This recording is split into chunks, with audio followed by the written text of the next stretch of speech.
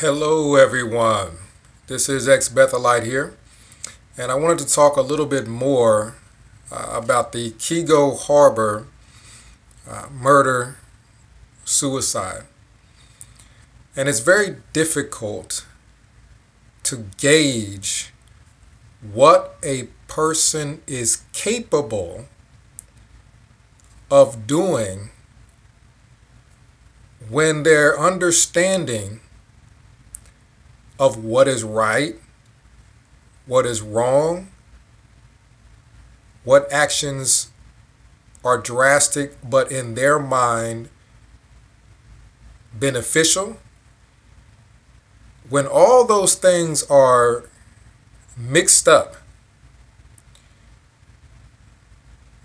whether it be religion, whether it be that person is on some sort of narcotic, when a person's mind is being manipulated,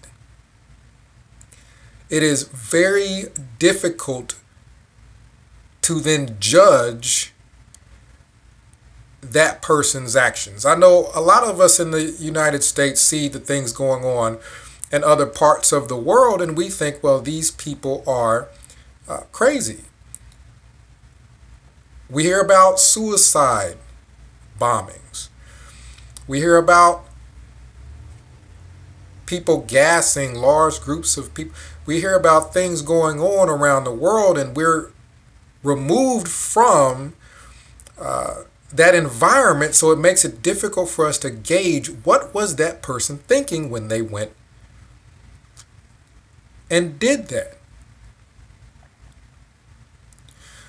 Not only is it difficult to gauge a person's motive, mental state, why they did it, there's actually a legal defense in a court of law for insanity, for a person's mental state being such that they didn't fully understand what they were doing.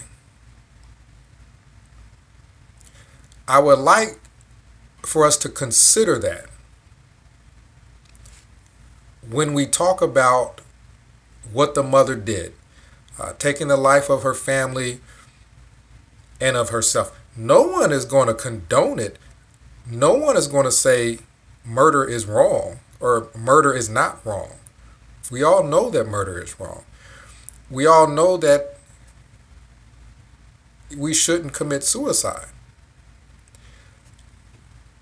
But we should still take into consideration not just the person's mind state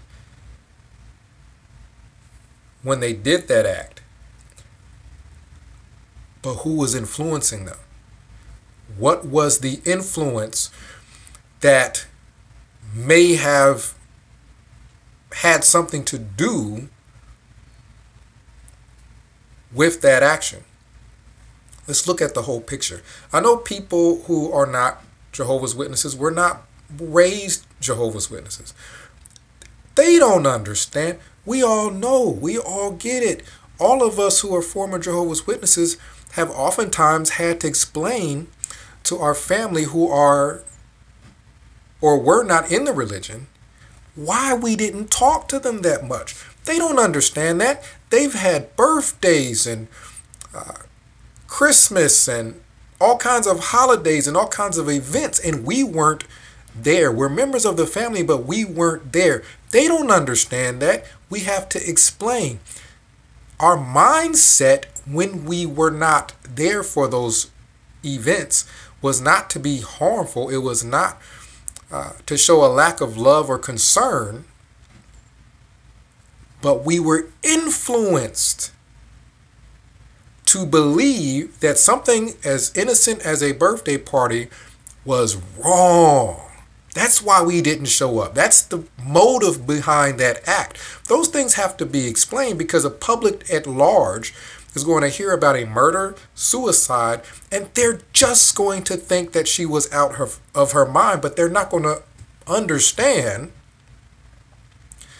that anyone potentially Any one of us right here, right now, could potentially be influenced to do something that looks insane to everyone else. All of us could be in that type of a situation where our thinking has been manipulated. Let's take that into consideration when we think about what this mom did. When we look into her character of who she was as a person, a lot of us don't have a lot of information. All we have to go off of is what she did. But a lot of you have been watching me for some time, and sometimes we'll talk on the phone, and it really gets to the point where I feel like we're family. I feel like we know each other. And because a lot of you have some sort of semblance of who Marcus is, I would like to give you an example of a situation that I was in at Bethel that could have potentially ended up bad, and people from the outside would have looked in and said, that makes no sense. Why would he have done that? He must have been crazy, right? Well, what happened? I was in my assignment right after morning worship, and you have to consider that before morning worship is at 7 o'clock. But I was extremely dedicated. I would get up earlier than that in order to go to the library, do some personal study, to get myself in a mind frame to be more sociable and to be more outgoing and have something spiritual to talk about once I got to the table of morning worship. So I'm doing my personal study, going to morning worship, and a lot of what I studied had to do with Armageddon. I get to morning worship. Believe it or not, a lot of what we discussed at morning worship had to do with Armageddon. In my mind, I put the two together, that God led me to scriptures in my personal study with regards to Armageddon. Why did I think that? Because we just so happened to talk about it that same day in morning worship. So keep in mind that Armageddon is forefront in my mind, and the things leading up to it are forefront in my mind as I'm walking to my assignment. Well, I'm at my assignment working, and we had a governing body member there visiting. And as in awe as I was about that, for some reason, keep in mind I'm at Wallkill, I'm at the farm. We own everything around there. This isn't Brooklyn. You're not used to a lot of noise. Wallkill is the farm. Watchtower owns all the land all around that facility. We're not around anyone else, just Jehovah's Witnesses. There were helicopters flying over the facility. I could see them in the window.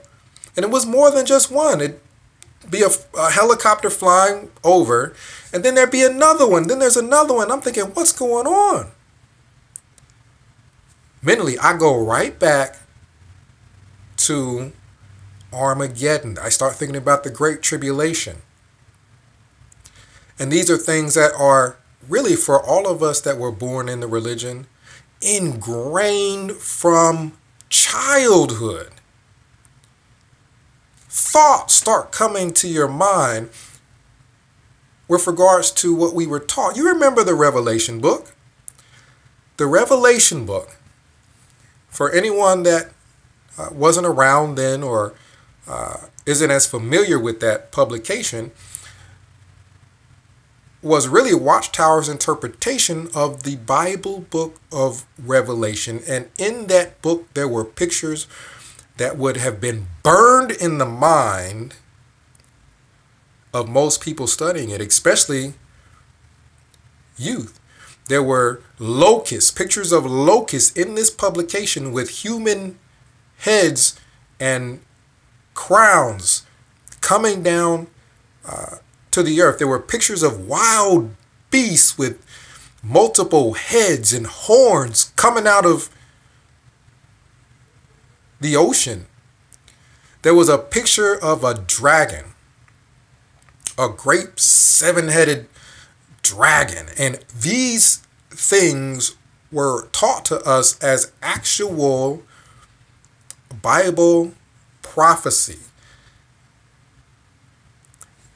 That's the type of fear. There was also a study in that Revelation book where there was an angel calling birds to his side. Why? Well, those birds were going to eat the flesh of the millions of dead people, billions of dead people, because for a Jehovah's Witness, everybody's dead outside of your religion. Armageddon is going to come. God is going to fight a war against the nations, and everyone but your little religion is going to be dead. So in that study, I'm a little kid studying about an angel that directs birds to poke out the eyes and eat the flesh of all the dead bodies laying around desolate everywhere. When something like that is ingrained in your mind from a young youth, you don't understand that some of the thoughts that come up because of that are extremely abnormal. It's not normal to think about things like that. It's not normal to go to school, as I did after being taught about the horrible things that were going to happen to everyone that's not a Jehovah's Witness. You go to school thinking, you know what? Everyone in this class, I'm the only Jehovah's Witness here. Everyone in this class is a walking dead person because Armageddon is right around the corner. It's going to happen before I even graduate. So Armageddon is right around the corner. All of you are dead. I'm thinking this as a fact, and I'm not the only one. I've spoken to other people that thought the same thing. They were in school, and it was hard for them to connect because they're thinking everyone here is a dead man if they don't accept our religion. That affects how you interact. It affects what you do, and you're not thinking clearly. Now let's go back to my assignment at Bethel.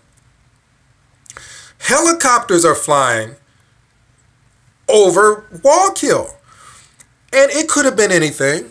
It could have been some kind of a military drill. It could have been anything. But this is not Brooklyn. We're not used to going outside, seeing cars, seeing people, seeing anything.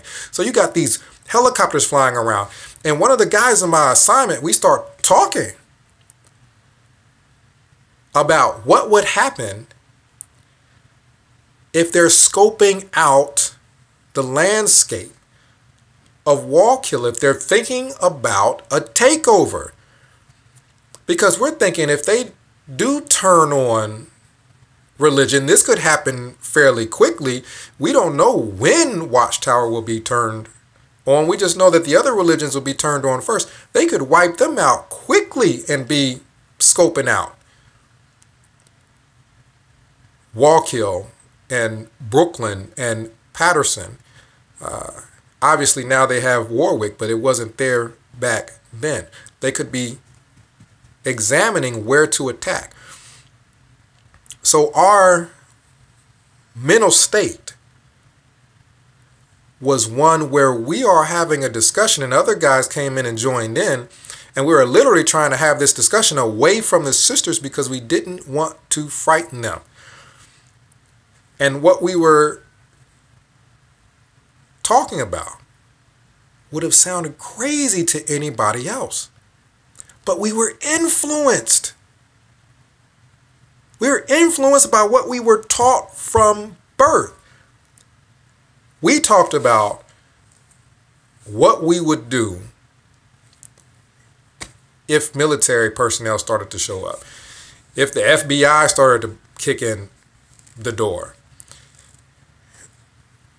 Our thoughts were that the governing body members had to be protected because we needed them to lead the organization through the Great Tribulation. So we're thinking the only people's lives that are of any benefit are the governing body. And we would try to get the sisters to safety. We would try to at least get the sisters to a point where they can get out. We were ready to die. We were, without blinking, all the brothers that were talking were ready to die without even thinking about it, because we think if FBI comes, we rush them, we do whatever, we hold them back, we delay them. That gives the sisters time to get out, and somebody makes sure that the governing body member that's there at Wallkill gets out so that he can go somewhere and find some way to organize the rest of the people. Now, keep in mind, somebody could have been wanted for child molestation. The FBI could have busted in there to go and get one of the governing body members for child pornography or molestation or something to that effect. And we would have rushed them. We would have protected that governing body member because we felt like if we die, we're going straight to paradise. That's a ticket straight to paradise. You cannot die protecting the governing body member and not go to paradise. We were all ready to go to paradise. I want you to think about that, because that could have happened and Marcus would have been on the news. Some guy died attacking the FBI. These people are crazy. Now, would it just have been an attack on my character, or would people have looked at Watchtower and said, Watchtower has been teaching people that the end of the world is right around the corner, and that's not the type of thing that's going to have people in their right mind. Let's go back to the mother and the Keego Harbor murder-suicide. Well, I don't know her personally. Most of us don't know her personally, but I can think about what would have motivated that type of behavior, because obviously we want to look at a person's motives, and she's not here to tell us what those motives are. So it's difficult for, I've heard people call her a murderer. I understand where they're coming from, because that was horrible. But a person's motives and who they were can be lost in that. And what also could be lost is what Watchtower did to influence it. Let's discuss this for a little bit. There's so many people that say, oh, Watchtower never told you guys not to go to college. Oh, Watchtower never told you guys not to talk to your relatives. And they did. They did influence those things. Oh, Watchtower never told you not to have kids. So now you're older and you can't have kids and it's all your fault. No, we were influenced. Let's go back to the mother. Now, think about people and how they would respond if they thought that they and their family were about to come under extreme harm, maybe torment.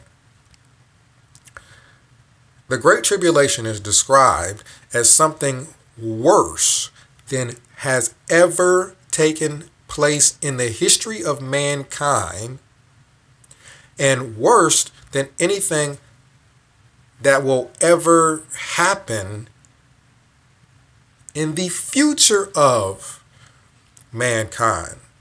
This is what this woman is thinking is about to happen. Now, what does this mean for her? Well, if she's disfellowshipped, if her family is disfellowshipped by Jehovah's Witnesses, what does that mean? That means that all this is about to happen and you're not under any kind of protection.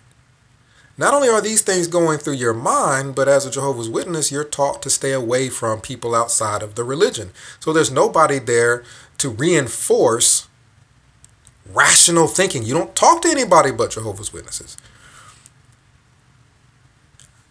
Not only were we talking about shunning, where the only group of people that you speak to turn on you, and the many things that could happen with respects to that sort of torment. Those are the things that people endure in places where they're trying to torment them.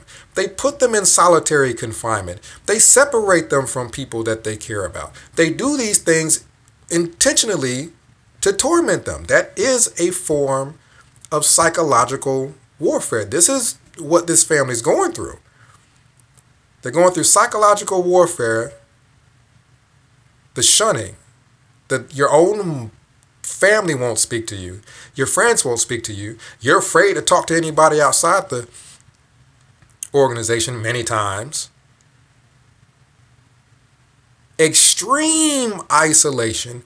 And on top of that, the worst thing that has ever happened in the history of mankind and that would ever happen again is about to hit. And it's about to hit my family. And it could happen any day now. Who knows what could have happened that she saw that made her think this is about to happen. This could be about to happen now. Who knows what could happen to me?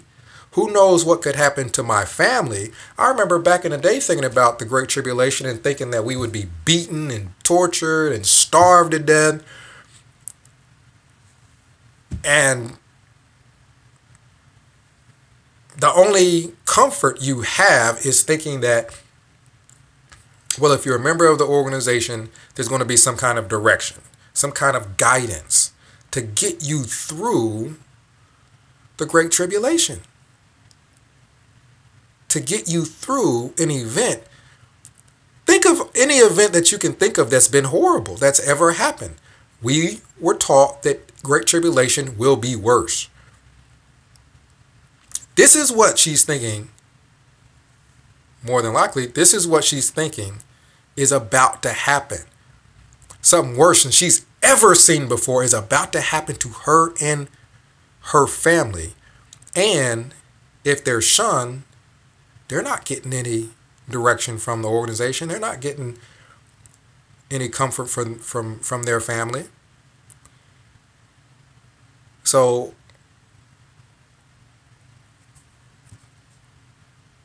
her decisions, what was going through her mind, heavily influenced by the cult of Jehovah's Witnesses and by extreme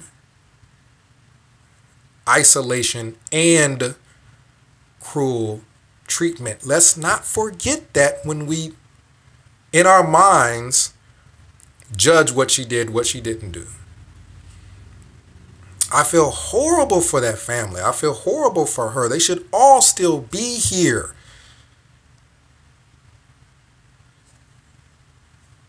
But I feel like she wasn't the only one with her finger on that trigger. Watchtower was there too. Watchtower was there influencing her pulling that trigger.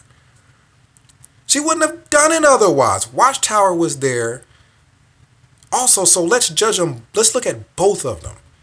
Let's look at the organization teaching people that if you're disfellowshipped, you're as good as dead. You can't talk to your family, and the end of the world. The Great Tribulation is right around the corner. It's about to happen. And we just disfellowshipped you. We just shunned you. You can't even speak to anybody in your family to get help or assistance. In this desolated state, that's how you got to pull yourself up by your bootstraps. I know a lot of people don't know what they would do if their house was surrounded and people were about to torment and rape and murder and kill your family. There's people that would have just committed suicide together as a family. There's people that would try to fight them, whatever the case may be. If that's what she thought was about to happen, let's take that into consideration. My condolences to the family, the remaining family, and hopefully in time we can continue to spread what Watchtower has done to so many people and what they've done to so many families. 937-789-4029, that is a phone number that you can reach to discuss the matter more. Ex-Wallkill Bethelite, Marcus signing out.